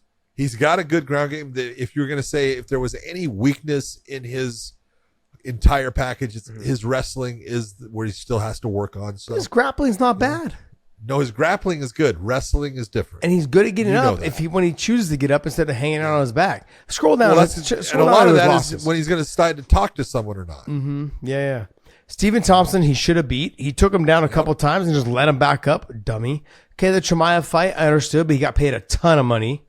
For that fight. So he took that fight because of the switch of whatever happened. Yep. The Vettori fight, the Dawkins fight, the Derek Brunson fight. Like with Vettori and with Brunson, he just got out wrestled. Just got, just held down. Got out wrestled. Yeah, he got out wrestled. That's his weakness. I understand that. The Vettori thing, did he get out wrestled in that fight? I can't remember. He got out wrestled. Okay. So that Vettori fight took him down. But hopefully he's made some changes. He's got to get better at the grappling. But look, there's fights though on his loss record he shouldn't have. He shouldn't have the Stephen Thompson loss. He should have won that fight. That would have put him right into the conversation of hey, I'm one fight away from maybe a title shot. Derp. At 170, he's you got to take a look at you can look at the Derek Brunson and the Marvin Vettori and the Dacus. Those are all at 185 pounds. It's now take a look at 170. What's he done? Yeah. You know, the Chimaev fight, like you said, you know, he took that was the changing of opponents and everything and stuff. He got paid a lot of money for that though, so I'm not mad I don't blame him for taking it. I'm not mad at him. Smart man. But it'll be interesting. I agree with you. I think he's the better fighter. I don't think he's better everywhere. I think you got to give it to Jack Della Maddalena. His stand-up, John, say that again. Good. Without stumbling over the word. Say the name Maddalena. properly, John. Go ahead. Say it again. Jack Della Maddalena. I got It was the first time you literally just spit it out. Say it fast so no one understands what I said. Let me pose this question to you. Is he quickly becoming the Donald Cerrone, the Diego Sanchez, the Neil Magny, or does he still have time to fix that at 30 years old? Oh, he can fix it. No, he's got time to. He's good. He is a good damn fighter, man. He has got all the talent that he needs to become the best guy there is in that division. He can beat anyone. There's a couple areas that he needs to tighten up on, and he needs to. It's a seriousness, you know, as far as when you're going to go into a fight and stuff. It's I want you to have fun, and it's about have fun. And I tell everyone, hey, have fun, but that doesn't mean that you're talking to someone in the stands while you're fighting somebody. Look, there's a couple ways looking at this, though. Dave, you just brought up, you said Donald Cerrone, Diego Sanchez. You know what those two guys have in common? They fought for titles. This guy's not even close to a title right now. So I can't put him there until he gets to a title shot. Now, he has all the ability to get to a title shot. Do I think he can get there? Hell yeah. Do I think he can win it? I think he can at 170. I think he can. If he focuses for, say, a year and a half, by the time he's 32, 30, 32 and a half, 33, he could be champ. He could be champ. He's still young. Yes, he is. His prime won't go away until he's about 35, maybe pushing 36. He's got time. And as long as he takes care of himself. But his whole wishy-washy of up and down, if I'm not going to get the fights I want, I'm going to go back to 185. Cool. You're just going to get beat at 185 like you were before.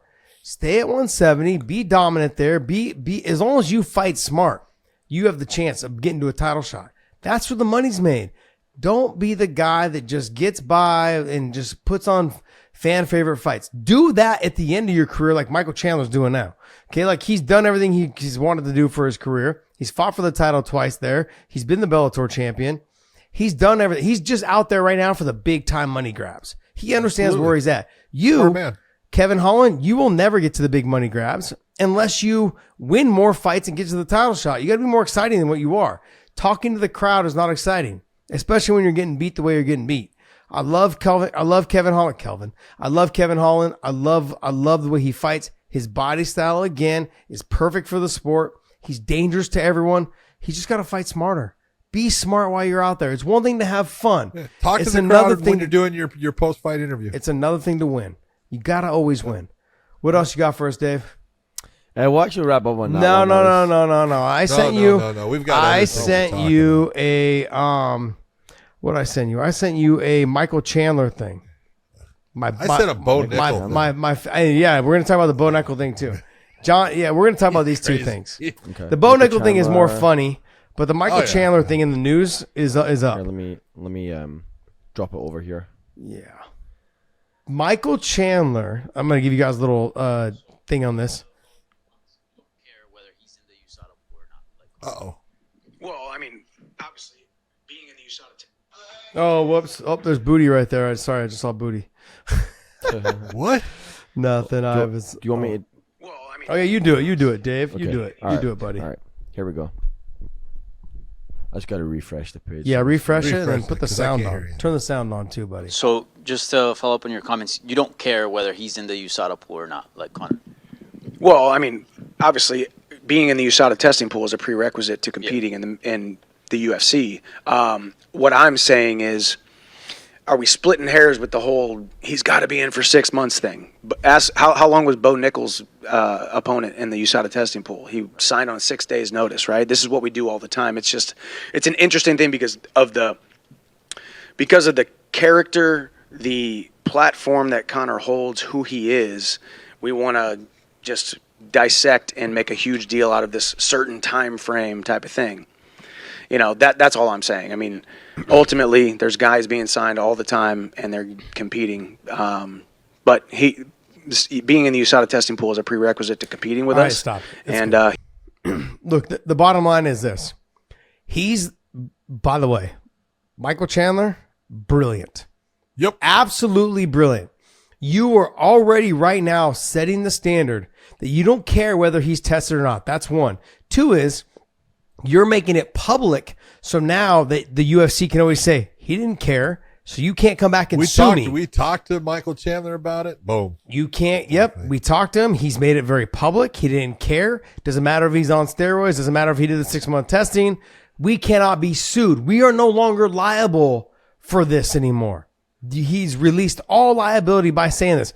Look, it's brilliant by Michael Chandler. He wants the cash. He wants the money grab. That's the fight to get. Whatever it takes to get it, that's all he cares. He's even come out publicly and said, I don't give a shit if we fight at 170 or if we fight at 155. I'll fight him at 185. I don't care. Chandler walks around about 190. All fucking 5-6 of them. Okay. He walks around about fucking 190. I've seen pictures of when he made weight at 155 and sent pictures that night. He was 188, 189. I've seen pictures of he's sent it to people that I know and they show he's like, this is him now. By the nighttime. So he knows what he's doing. He understands what he's doing. And brilliant on his part. I think very, very smart move. I'm still up in the air whether this fight's going to happen or not. I believe it's not going to happen in 2023. Yeah, he's made it public that it's not. I think it's already come out that it's not going to happen in 2023. Yeah. It's going to happen early next year. They finally came out because Conor was saying, I can't get a fight. They won't let me fight. I'm definitely not fighting, in December. That's what I wanted to do. But if you wanted to do it, you should have gotten yourself back into the USADA pool. Mm-hmm. Well, John. That's a prerequisite. Nope. No. Look, I'm going to argue this. I'm going to argue with this. No. You can sit there and argue all bullshit all you want, John. I'm right. John, give me two clean drug tests and I'll fucking fight you. Give me two clean ones. It has nothing to do with it. You're two, if it's 3, if it's 5, I don't care. It's a matter of, when you went off of the USADA testing regimen, you knew what you were doing, you knew why you were doing it, and you knew that you were going to have to give them samples for 6 months. John. You could have started any time you wanted. John. All you got to do is pick up the phone. Hey, I want to get back on. Call Jeff Nowitzki. He'll put you back on the list. He will send the people out there and he will start your testing process. So to sit there now to complain, they won't give me a fight. No, you've got to do the things that's going to put you in a position to get that fight. And the first thing, if you're Conor, is you got to get back in that testing pool. Here's the thing is I spent 99% of my career. Well, no, I mean, there was drug testing, but it was very minimal. Let's be honest. I'm sorry, I could give two shits. Okay. Chandler's come up kind of this very similar way. He came up kind of relatively in the same, not behind me quite a bit, but there was still not a lot of drug testing. They tested you 3 weeks out from your fight, and they test you again either the night of the fight or at the weigh-ins. You knew, but I'm simply saying, that's all you need. For the money, if Chandler, if that's all that matters to Chandler, you're laying the guidelines. You're laying the guidelines that the UFC has set. To Chandler. But the thing is, you're laying the guidelines that the UFC has set. Guess what? The UFC can move the goalposts anytime they fucking want. They're the boss. They pay USADA. They make the rules. Let's not forget that. They can move that goal line. You're wrong about that. They can move the goal line anytime they want. And they decided I'm not moving the goddamn goal line. Oh, they're going to move it. He's not fighting. Oh, they're going to move it. Not fighting right now. He's not fighting right now, but he's going to fight before 6 months. I can tell you that. I think he's going to fight before 6 months because he's got to get 2 clean tests. But as long as he gets said, I just said that. But hold on. If he wanted to get that fight, if it was important to get back into the cage and start fighting, he would have already have put himself into that testing pool. I think that he's the one in control. He is. But I also think that he's at a stage in his career where he really believes he moves the goalposts for wherever the fuck the UFC. He makes the UFC walk his line. I'm sorry, man, but you're coming off a lot of losses in a row. You're not moving the goalposts as much as you used to, buddy. And it's slipping away. And this is one of those fights. I think Michael Chandler could fucking starch him. Now, I think that Conor definitely, like, if you see any shades of old Conor, he could starch Chandler. He can starch Chandler. That's the problem, though. But I'm simply saying, with Chandler's been active. He's fought the best of the best. Like, he's continued to be active. He's always training. The guy's a fucking freak when it comes to his training. He loves to train. He's addicted to it. He's like a fucking heroin addict when it comes to actually training, and so he loves it. Conor, on the other hand, not so much. He'll train now and then. Yeah, he'll train now and then, but you're not going to beat guys like Michael Chandler training now and then. When you're training on top of the yacht, how much intensity really is there? Oh, so much intensity. So much intensity. I mean, that's okay, like me working out. Are you saying this fight's obviously not taking place until New Year's in 2024? But when are you thinking? I'm thinking it's going to be like January. I think it'll be the first fight in January. I think they'll break off try the to New Year. they'll try to get it to be their kickoff fight, their big show in January for the New Year. They'll try to make it that. The bottom line is they're going to bend the knee a little bit to. They're gonna. I think it's gonna be like probably 4 to 5 months. They're gonna go ahead and allow them to fight. They just want to show a little bit of, hey, we've got the clean test. Otherwise, we're making a mockery of our own system.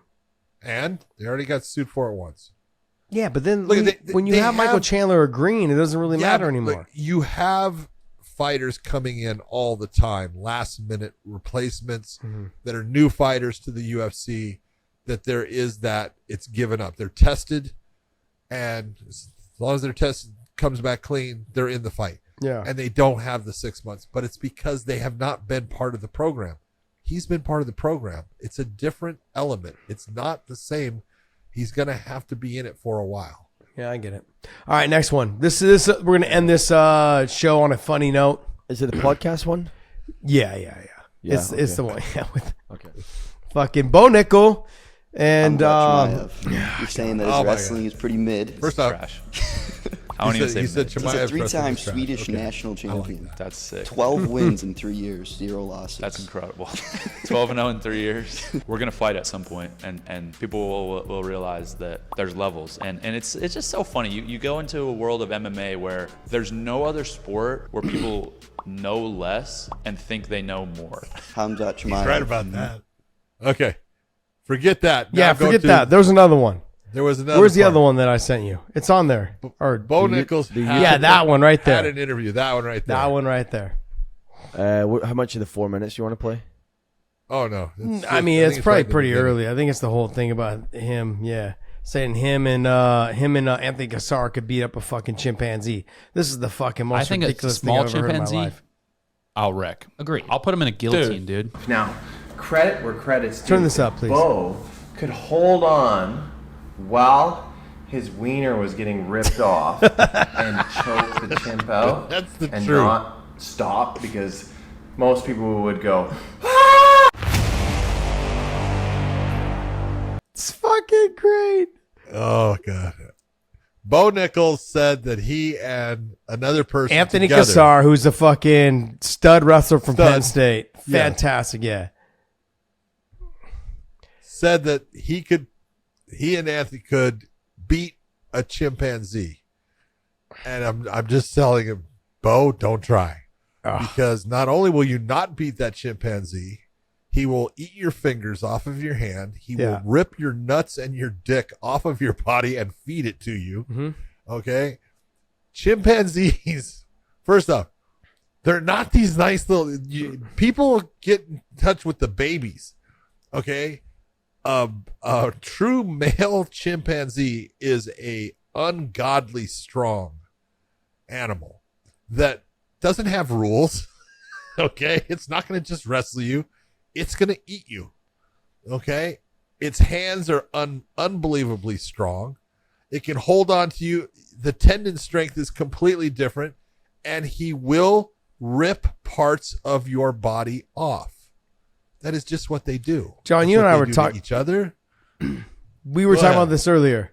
We said the first thing they're going to do. We were talking about this last night while Dave was sleeping. Yeah, while Dave was sleeping. The first thing they're going to do is grab your dick and your balls and rip them off. Oh, yeah. And then after they're done with that, when you're in panic mode, they're going to fucking start biting Panic mode? Yeah, panic mode. You're going to be pretty much dead at the time because your balls and shit will be hanging there. You'll be in shock. But they're going to fucking bite your fingers off because they know that's the next stage that's the next weapon that you have to use. They definitely bite fingers. Yes. And then after that, they're going to eat your face. I mean, they've had people that raise chimpanzees. Jesus. That a chimp has gone rogue and absolutely just destroys the person. Jeez. You know, I mean, it's like, you know, a silverback gorilla. They at least give a silverback gorilla the respect that, oh, it's really strong. A chimp is freaking really strong. The tendon strength of what it can do, there is no technique that you have that's going to beat it. No. None. He's like, oh, get into guillotine. Yeah. I'll get into guillotine. And he'll use his other hand to grab your balls. This is not like, you better be wearing a steel cup. He will grab your nuts, stick his finger in your ass, and rip your fucking balls and taint off. Oh, jeez. I love it. Can you imagine? Hey, John, do you remember when you were on the police force, you walked into a house and the guy was this deep in someone's ass? Oh, dude. Like, that's exactly what would happen. That's what would happen to Bo. Anthony Cassar and Bo Nickel are fucking stud wrestlers. They are. Just you guys, I'm sorry, guys. You guys don't have a chance. You guys don't have a chance. That is a bad idea. Get rid of it. Yeah. A chimp will annihilate. Do you remember the Lorena Bobbitt story where she cut her husband's dick off and then threw it into the forest? She tossed John it. Wayne Bobbitt. Yeah. He went on to do porn, I guess, apparently.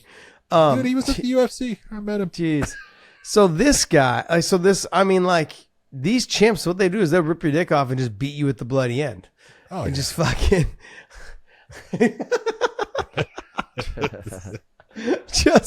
just beat you. Can you imagine just getting beat with your own dick with the bloody end? That'd be the fucking worst feeling ever. John, dude, if you guys first like, off, John, just imagine somebody beating you with your dick. The moment that is happening, the chimp is beating you with your dick. It's over long before that, mister. Imagine. Okay? Can you imagine a chimp having your dick in his hand and just smacking you with the fucking bloody end? Just blood squirted everywhere and you're just going. There's a reason why man has guns. Okay? Chimpanzees are one of those reasons. Would you be more concerned about your dick being ripped off or the blood all over your face? Which one would bother you more? I think it would be the first part that would bother me the most. I'm sorry, man. I can't stop laughing. This is horrible. Oh, geez. It was like, and I don't know. Who came up with the question for him, or was it that he came up with? I think he really definitely have not been to. He doesn't believe it. I don't think he believes places that have chimpanzees. This is total clickbait.